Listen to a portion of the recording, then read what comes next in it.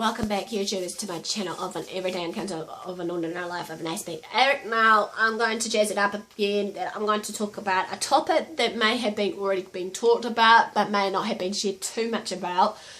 In awareness and understanding of autistic burnout is the series I'm going to collab up right now to give you guys a better understanding what types it's going to cover, what types, which is just one of it, and basically the tips and advice maybe, and also how to fix it, maybe the symptoms, and maybe what to look out for, how to go about it with people basically, and hopefully just to give you a heads up of what's going on. Hopefully it's going to be just a 4 mini series like I have been doing with my other bits and pieces right now on my video blogging of some series that I'm sharing with you all based on the series, like as I shared with you previously on my anxiety issues sort of thing. And all further ado, right now let's begin. As you know, that this hasn't been talked about in the autistic community as much as probably in the outer community of the circle of whatever it may be.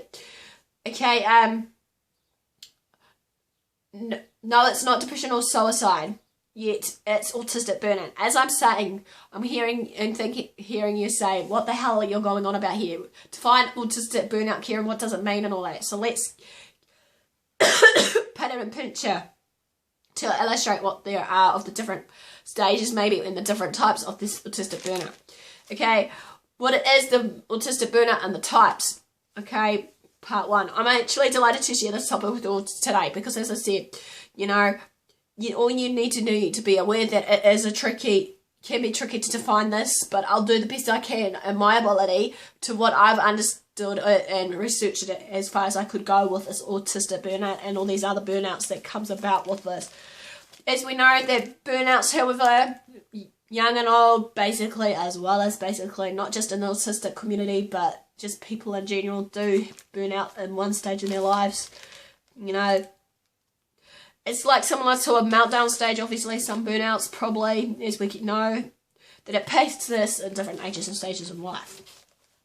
The results to an autistic burnout will be when you're using your whole energy over a long period of time for that one given task. This is really crucial because obviously many people with AS and autism and that do obviously self-absorb in that one particular task at a time category, and that you're focusing on, like, here's an example, maybe, I don't know, one given task band of a musical composition that's due to be handed in for your classical musical studies, or maybe that you need to be sure it's perfect and complete before you hand it in, or even maybe you're perfecting like a model that you're creating, be it like a model plane, and you're so self-absorbed in that, fiddling around with the wings, fitting around the little motor engine that you may want to make it motorized kind of plane, every minute detail.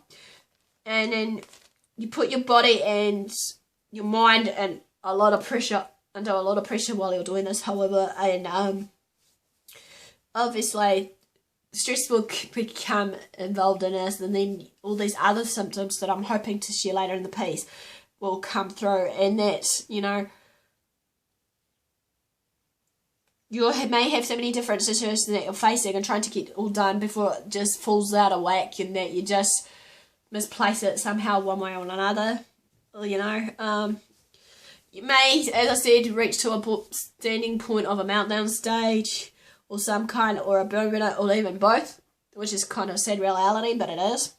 When you reach that point, though, however, it's like you felt everything was in some form of control, and that it was in sync with you, and that now since this is happening, you feel like, as I said, sometimes many of us ASPs tend to try and think that we're in control of our world, and that when certain changes and certain situation arises, it may overwhelm us to a point, and then it will, like I said, create so much havoc to the point that meltdown stages comes in different degrees, be it isolation, be it just a meltdown where we sit there in silence and not talk and just, zone out and the like.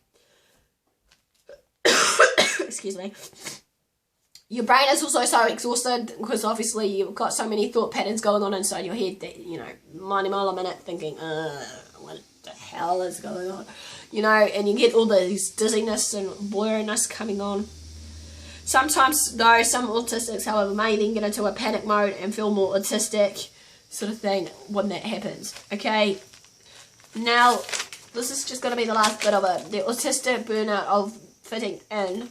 Okay, many people will want to know what this is. I'll read this to you. This is a late onset in the later years, however, for us people with autism or AS or whatever jurisdiction we're under in this umbrella.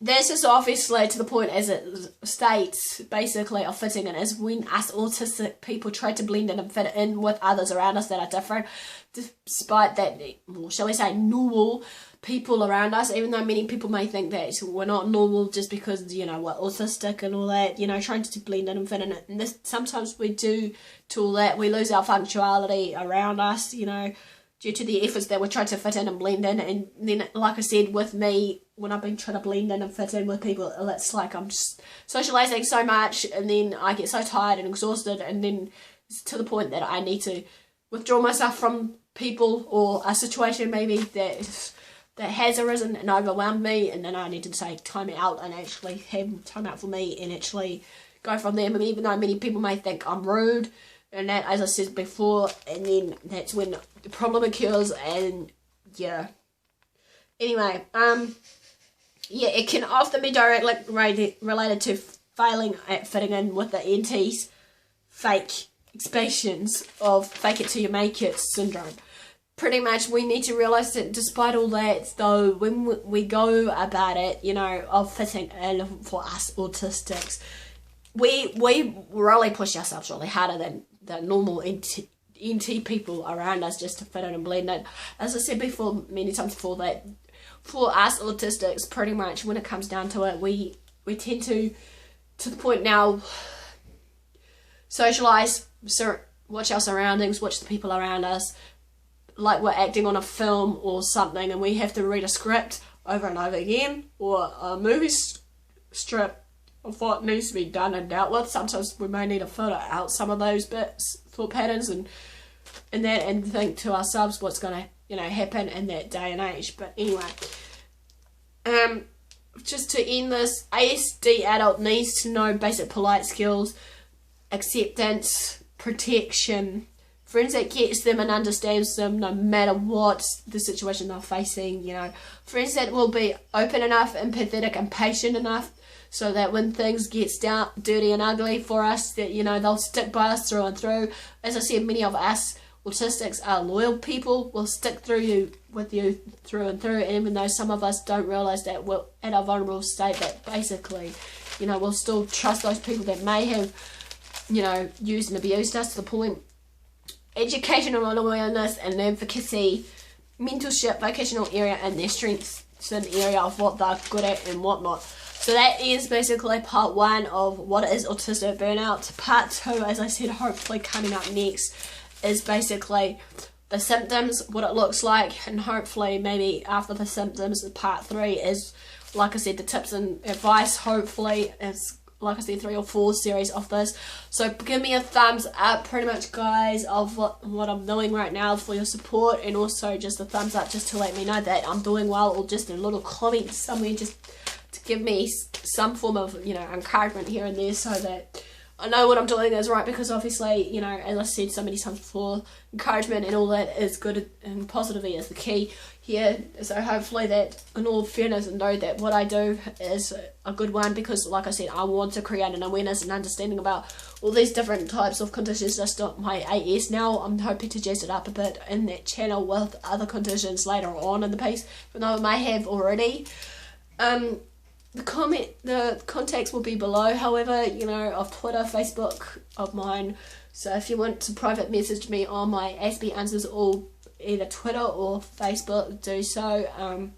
You know, so thanks for watching, guys, and I'll see you all soon.